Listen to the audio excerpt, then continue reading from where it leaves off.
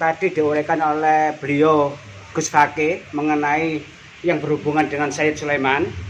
Di tempat saya itu ada di Swadesi Bangil, itu ada makam Ratu Ayu atau Syarifah Khadijah. Di sana silsilah Syarifah Khadijah binti Syarif Hidayatullah. Tapi di Maisan, batu nisannya itu Hababah Syarifah Khadijah. Berarti kan kalau Hababah itu kan berarti Ba'alawi. Nah, di situ ada silsilah. Saya baca di situ ada Alwi bin Ubaidillah. Berarti kan Ba'alawi. Terus untuk Syarifah Khadijah itu kan bersuamikan dengan Abdurrahman Basaiban. Lah, padahal kalau Basaiban itu kan Ba'alawi. Yang betul yang mana? Abdurrahman yang mana yang benar, yang valid, di mana tempatnya. Terus kan di silsilah itu ada 7 putra dari Abdurrahman Basaiban dan Syarifah Khadijah. 7 laki-laki yang jadi wali semua. Yang pertama Sayyid Ahmad Basaiban yang ada di Buduran. Yang pertama. Yang kedua Sayyid Sulaiman di Mojoagung. Yang ketiga Sayyid Arif di Segorapuro. Keempat Sayyid Abdurrahman yang ada di Perak, Jombang. Terus ada Sayyid Abdul Rohim, Abdul Karim yang ada di Ampel. Yang ketujuh itu Sayyid Abduwo. Tetapi di papan batu nisan yang ada di Bangil, di Swadesi itu ada Habib Abduwo. Yang tertera di nisan batu nisannya itu. Saya minta pencerahan dan silsilah yang valid gimana. Ya, terus saya minta tolong untuk meluruskan apa betul yang tertulis di makam Swadesi itu Syarifah Khadijah binti Syarif Hidayatullah. Saya akan mempelajari sejarah, itu ada 3 versi. Ada yang langsung binti Syarif Hidayatullah, ada yang cucu Syarif Hidayatullah, atau yang ketiga itu ada Pangeran Pasarayan. Itu mempunyai anak yang bernama Ratu Ayu. Yang keempat ini ada lagi keturunan dari Mbah Sambil Resik. Yang jelas yang mana yang benar? Saya minta pencerahan. Monggo, ngaten mawon. Kalau bab silsilah nasab apalagi yang berkaitan dengan keluarga Sayyid Sulaiman dan seputar Pasuruan, itu ada ahlinya yang lebih ahli dari saya karena concernnya memang dari situ, yaitu Kiai Haji Abdul Hamid Al-Qadiri Al-Jilani Al-Hasani. Karena beliau itu concernnya sejak lama, menelusuri nasab itu ada 15 tahunan lebih mungkin. Dan juga di Nakoba Ansab, memang Nakoba pencatat nasab gitu. Itu yang pertama. Yang kedua, ini studi kasus saja ya. Keluarga kami di Blitar adalah keturunan dari Jogja, dari ayah saya. Kami sekian lama meyakini bahwa kakek kami yang hijrah ke Blitar adalah keturunan dari Kiai Sokopuro yang ketiga. Tetapi ketika kami hadir ke Jogja, riwayat tutur ini harus berbenturan dengan data tertulis manuskrip keluarga Sokopuro, bahwa ternyata dari Sokopuro kedua. Kira-kira kami tetap ngeyel dengan riwayat tutur kami ataukah dengan data tertulis. Jadi itu. Jadi kesaksian yang bersifat folklore atau katanya atau riwayat lisan itu akan gugur atau harus kalah di hadapan riwayat yang tertulis. Bicara itu berarti manuskrip kan? Manuskrip yang lebih tua, yang teruji, terkonfirmasi, lebih tua dan tersambung dengan manuskrip-manuskrip lain, itu adalah yang dijadikan pegangan. Kalau kemudian kita hanya bicara katanya, maka ketika datang orang yang lebih meyakinkan bicara katanya, yang berhidung mancung, yang bersurban, akhirnya katanya kita yang pesek ini akan kalah sama yang itu. Jadi tidak bisa. Untuk mematahkan kebohongan dari mereka yang katanya tadi itu hanya riwayat dongeng dan ilusi, dan merakit nasabnya orang lain, maka harus dengan pembuktian dan manuskrip. Nah, kembali kepada yang tadi bahwa sebenarnya kasus polemik di Nusantara ini berawal dari rumah ini. Tadi sudah saya ceritakan dengan panjang lebar ya. Berawal dari yang menimpa kepada putra beliau dengan Al-Jufri Madura itu sudah saya singgung tadi. itu ada, itu bersejarah itu harus ditestimoni nanti pada saatnya, karena itu orang paling penting. Sebelum saya masih Muhibbin, Kiai Imad masih FPI, TB Nur Fadil masih Asmat Khan, ya, Gus Fuad masih menjadi ketua Muhibbin seluruh Nusantara. Ini di sini sudah melakukan perlawanan langsung mendobrak, isbat langsung. Jadi luar biasa dari rumah ini sangat bersejarah. Jadi begitu. Kami ini sebenarnya muncul belakangan. Gus Mas Hamid sama siapa Kiai Mas Nur Hasan Sidogiri ini yang melakukan perlawanan. Insya Allah Habib ini kualat sama Mbak Said Sulaiman, kualat sama Sayyid Asror yang dibilang fiktif dan apa yang dibilang terputus dan lain-lain, itulah dari semacam itu. Nah, terkait mengenai masalah kisah Syarifah Khotijah yang ada di Bangil dan Jumbuhan dan kemudian hubungannya sama Said Sulaiman, sama Said Soleh Semendi dan lain-lain, termasuk itu harus sesuai dengan data yang ada di Sohibul Baladnya, dari negeri asal leluhurnya. Leluhurnya dari mana? Kan dari Kulon, dari keturunan Sunan Gunung Jati. Ya harus dikelopkan dengan keturunan Sunan Gunung Jati. Kalau kemudian Kesultanan Cirebon sudah memutuskan resmi, saya hadir ketika pemutusan resmi itu, dan insya Allah ikut kurang lebih dikit lah dalam kajian-kajian itu. Ternyata ke Al-Musawi Al-Husaini Syarif Hidayatullah dan kemudian menantunya Syarif Zain Abdul Qadir sudah juga terisbat resmi ke Al-Jilani Al-Hasani, maka berarti ini menjadi punjer, menjadi babon, menjadi dasar bagi penentuan nasab ke seluruh keturunannya. Kalau menabrak ini berarti menabrak data keraton, menabrak penetapan keraton. Yang punya data siapa? Ya keturunannya. Yang paling kuat di mana? Di keraton. Kenapa kok di keraton? Karena berkaitan dengan silsilah terkait mengenai masalah waris dan tahta. Jadi kuat sekali data keraton ini. Menabrak data keraton adalah seperti membenturkan kepala ke batu karang. KR itu semua diningrat dibin-yahyakan. Ini kebodohan. Pangeran Diponegoro dibin-yahyakan ini juga kebodohan, karena datanya kuat sekali, sulit untuk dibelokkan, sulit untuk dimanipulasi. Kalau mereka lebih pintar sebenarnya membuat makam-makam baru aja daripada yang sudah masyhur kemudian diaku-aku. Kalau mereka pintar ya. Dan itu juga mereka lakukan. Nah, kembali kepada Syarifah Khotijah dan seluruh keturunan para penyebar agama Islam awal pendahulu di Pasuruan, maka saya persilakan Mas Abdul Hamid karena itu concern penelitian beliau selama ini. Nggih, monggo. Yang perlu didasari saya ini, sejarah itu kita ngitung dari tahun. Terus lahirnya Said Sulaiman itu yang dari Cirebon 1547. Ajeng datang Sidogiri 1600. Nah, usia beliau sekitar 110. Berarti di Jawa Timur niko 57 tahun. Terus diba'alawikan.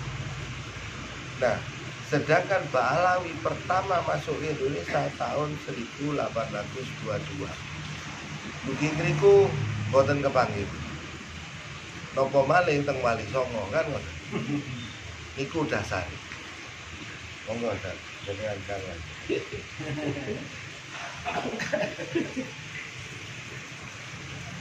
Gampang kan menjawabnya ternyata. Jadi memang terkait sejarah, terkait penasapan, memang itu suatu hal yang tidak mudah, karena memang perlu mengacu kepada lembaga-lembaga yang berwenang. Lembaga berwenang ini biasanya disebut narkoba. Nakobah Asadatil Asro.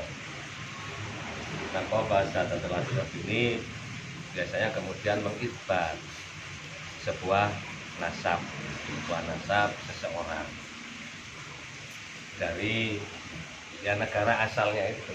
Jadi misalnya Mbah Said Sulaiman ini asalnya dari mana, itu harus ditelusuri terlebih dahulu ya. Contoh yang mungkin sebelum kita melebar ya, kajian misalnya terkait nisannya. Mungkin ada yang belum tahu nisannya Syekh Maulana Ibrahim As-Samarqandi ya. Mungkin baru tahu ini ya, nggak kayak ini ya. Asli apa? Asli. Nah, nisan semacam ini kan ahli prasasti yang tahu. Tidak semua tahu. Tahun pinten niku? Tahun pinten niku? Nisannya. Dibuka tanda enak saya.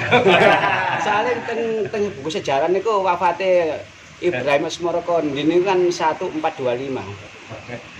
Yang jelas nisan ini adalah nisan dari Sedayu. Nisan Sedayu. Nah, nisan Sedayu ini kisaran tahun 1600-an. Artinya bisa jenengan telah sendirilah. Kalau Sunan Ampel itu tahun sekian, nisan ini dalam kajian orang yang ahli arkeologi ini kan tahun 1600-an, tapi perlu ditelusuri kembali ya. Nah, dibuka, ketemu dari sini aja kan ketemu dari tahunnya. Di antaranya contoh ya aja ini. Saya tidak memancing polemik, cuma contoh gitu. Contoh nisan gitu. Dari kajian orang yang ahli arkeologi ini semacam itu, nisan-nisan yang dari Sedayu. Kalau Sunan Ampel tahunnya kan lebih tua dari ini. Masa nisan ini kemudian jadi ayahnya kan lucu kan, itu contoh aja ini. Demikian juga misalnya ini saya banyak contoh nisan-nisan ini. Nisan Maulana Malik Ibrahim juga ada contoh-contoh nisannya. Nah, kayak ini contoh nisan Maulana Malik Ibrahim. Nah, nisan-nisan yang sama dengan nisan-nisan yang ada di Aceh. Ini nisan yang produk dari Gujarat. Karena orang-orang yang memang bangsawan, Tanginawan, ya. Jadi beda, ya. Beda. Kenapa beda Tanginawan? Lah nisan-nisan buyutnya misalnya kan kayak ini. Nah, kajian-kajian itu kan tidak semudah kan oh ini dan sebagainya. Ini contoh aja. Ya, contoh. Belum lagi kemudian bicara kaitannya misalnya manuskrip, catatan tua. Lab karbonnya tahun berapa kan begitu. Prasasti ini kan bisa diteliti tahun berapa kan tahu itu sejarahnya. Demikian juga Mbah Said Sulaiman misalnya. Bagaimana dijelaskan dari oleh keturunannya. Ini kan beliau kan juga sudah disebut oleh Nakobah Asadatil Asro bil Mamlakah mana itu Maroko ya, Maghribiyah ya, Maroko. Tapi kan sudah di sana ada manuskripnya Maroko, di Yordan apa itu yang kemudian ada kesesuaian data dengan yang ada di manuskrip Nusantara. Kalau di manuskrip Nusantara kan Said Sulaiman bin Said Abdurrahman. Abdurrahman ini kalau kemudian di data Cirebon itu tentu tulisannya Abdurrahman Al-Qadiri. Abdurrahman Al-Qadiri. Nah, Abdurrahman Al-Qadiri ini kan dengan nama lain kan juga Partai Qadir. Ada di Tompers itu dari penjelasan orang luar ya, orang luar. Itu juga ada Partai Qadir.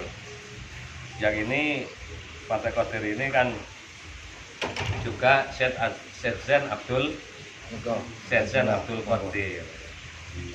Yang kemudian ini terkenal dengan Gunung Jati ya.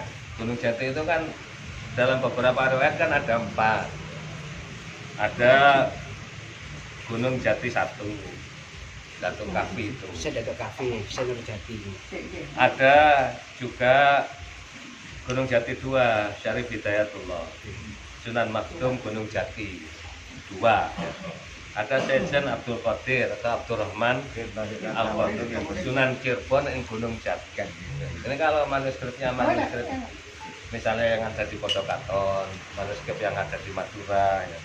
Itu kan Kiai Kanigoro bin Sunan Cirebon yang Gunung Jati memang begitu ya. Ada kesesuaian kan itu di dalam manuskrip, bukan catatan kita sendiri maksudnya. Kemudian ada lagi yang keempat, Sunan Gunung Jati yang keempat itu terkenal juga Fatahillah atau Fadilahan. Fatahillah ya, Fadilahan Sunan Jati yang keempat itu.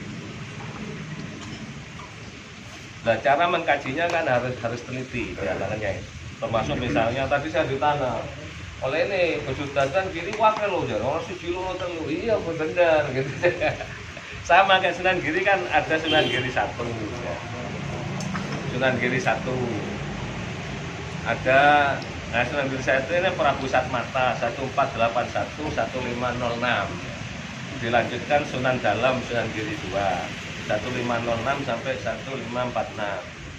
Kemudian lanjutkan Sunan Giri 3 Sunan Sedo ing Margi Sunan Giri 3. Ada Sunan Prapen. Sunan Prapen ini ada yang memberi nama RM Praktikal atau Sunan Giri keempat. Yang ini yang tadi disinggung oleh Kiai Haji Mas Nur Hasan terkait Mbah Said Sulaiman. Ada riwayatkan juga ke Sunan Giri kan begitu. Tahunnya kan ini kalau Sunan Giri yang keempat ini 1548 1605. Artinya ini kan juga Said Sulaiman itu pernah berburu ke sini dalam sebuah riwayat dan catatan itu begitu. Jadi ada kesesuaian maksudnya. Sunan Giri ke berburu dan Sunan Giri sendiri kan begitu. Ini Mas Sunan Giri keempat Sunan Prapen. Kemudian Sunan Giri kelima Sunan Kawis Guwo 1605 1616. Ada Panembahan Agung Giri 1616 1638. Ada Panembahan Mas Witana Sideng Rana 1638 1660. Ada Pangeran Puspahita 1660 1680.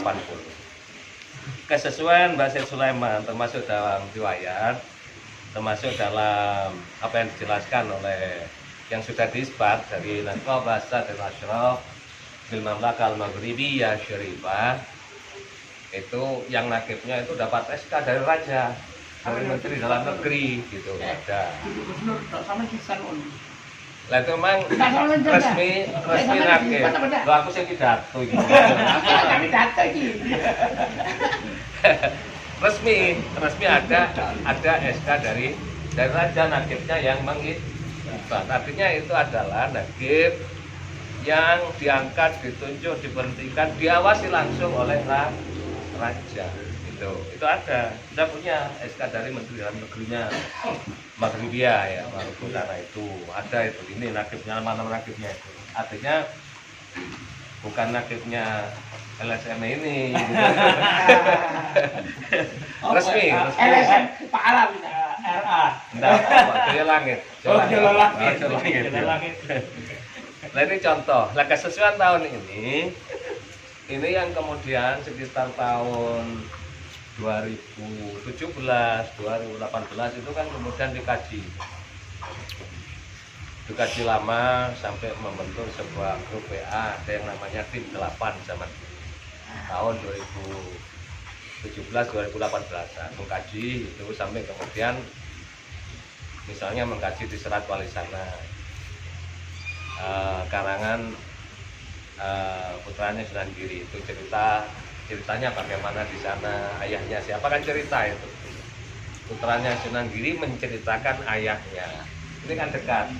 Seperti Gus Huda menceritakan ayahnya Kiai Abdul Qadir Al-Jilani, gitu, kan bapakku ngene Gus, itu begitu kita bapakku ini belajar ke sana, ayahnya namanya ini. Itu kan lebih dekat cerita anaknya tentang bapaknya daripada ceritane Gus Padoli yang masanya sudah ratusan tahun cerita gitu kan.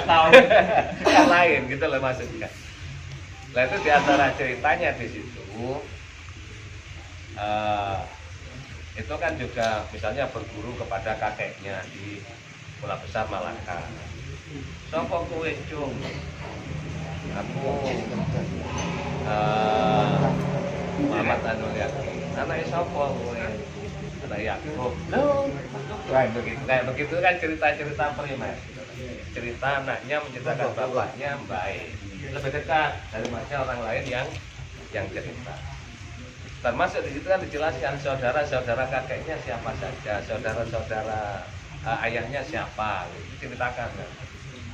Diceritakan di situ misalnya saudara ayahnya Kanjeng Sunan Giri, ada yang namanya Syekh Ishaq, Syekh Yakub, Khalifah Husain, Maulana Maghribi, Maulana Ghoribi, Syekh Wali Islam. Itu kan ada nama. Cocokkan itu dengan manuskrip yang ada di Maroko, misalnya Nabi Bahasa dan Lasok. Kan? Saat itu memang yang ditelepon oleh Maroko untuk mencocokkan itu almarhum Maulana Syarif Syarif Kiai Muhammad Syekhul Islam Al-Qadiri Gengkok telepon itu. Dari mana kamu tahu Yakub ini ayahnya Ainul Yakin? Dari anaknya Ainul Yakin, gitu jawabnya. Lo anaknya Ainul Yakin itu dari mana? Ada, bukunya ada. Coba sebutkan siapa saja. Sebutkan. Pertama Ishak, kedua Yakub, ketiga Khalifah Husain. Terus siapa? Lupa. Coba saya lihat lagi ya gitu. Iya nanti telepon lagi ya, telepon lagi disampaikan. Oh ada ini Khalifah Husain, Maulana Maghribi, Ghoribi, Syekh Wali Islam. Ya dikirim karena datanya. Tanya kirim, kemudian Siana jawabnya akhirnya Aza nasabun sahih wasrif ya syarifanal fadil gitu. Bunyinya begitu.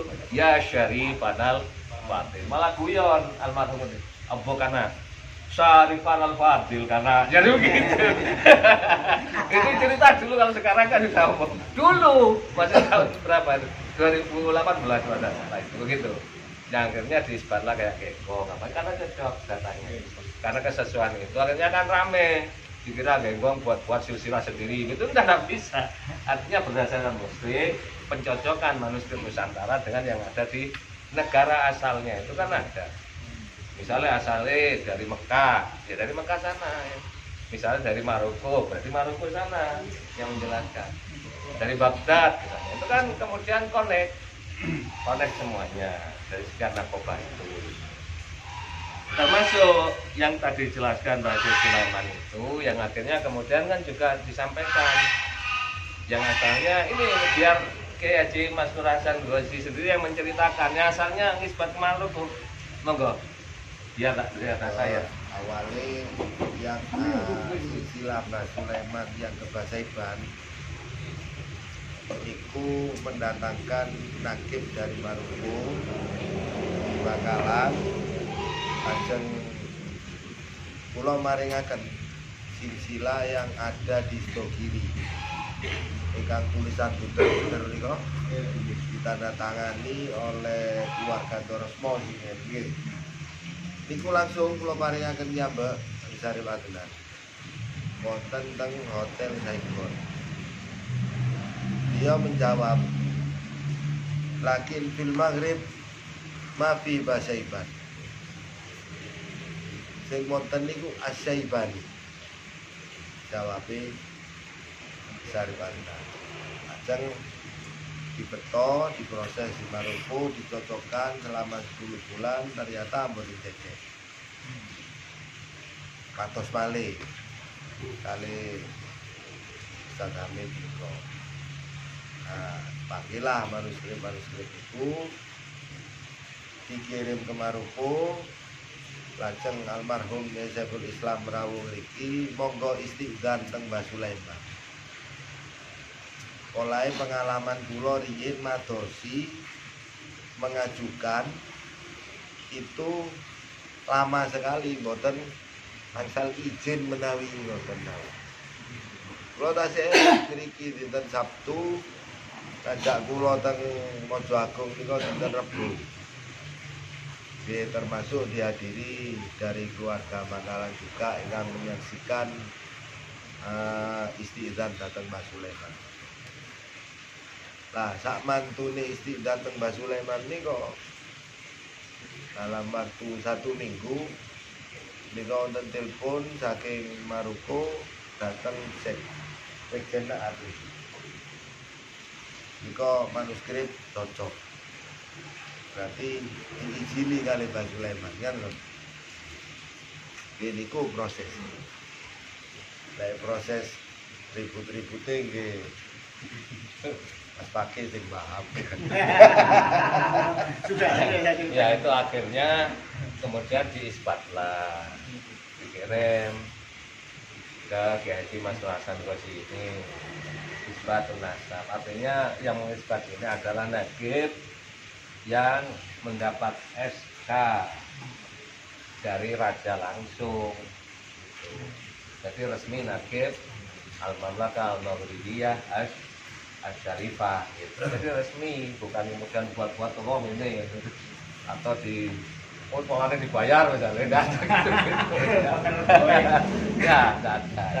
Artinya memang apa adanya begitu. Ini kan sebuah penjelasan kita jelaskan supaya semuanya memahami. Yang kemudian diisbatlah. Artinya isbat itu kan merupakan bentuk tanggung jawab si nagib itu tadi. Isbat niku mandang saking Maroko Januari 2021. Lajeng bulan pinten niku Sarep Rizki. Nggih, sini. Sarep Yayasan Al-Kailani Jakarta. Al-Kailani Jakarta niku perwakilan Turki. Dengan manuskrip. Kok berani Maroko mengeluarkan? Saya kepingin tahu data. Kalau tunjukkan data.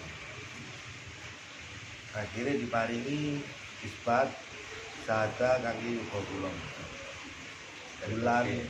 Bulan 6 2021. Ajeng bulan 10 mulai boten niku kula ngajuaken datane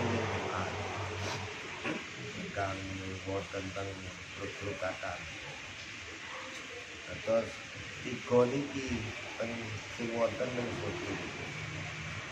Raten kula mboten peduli keluarga kula mau coba alami mau sakar-karpe.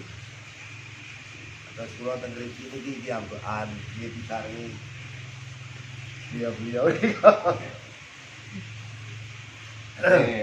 itu sekilas perjalanan yang ada singkat, sesingkat-singkatnya harus diceritakan terlalu detail nanti terlalu lama. Tapi yang intinya prosesnya itu semacam itu, dan stempel dari Nakobah Dosa dan Mamlakah Al-Maghribiyah Asy-Syarifah itu stempel basah. Ada dari konsulat, ada berapa ada stempel basah, bukan garing. Iya. Itu selebihnya sebagaimana para muallif Jami'il Kutub, wallahu a'lam bishawab.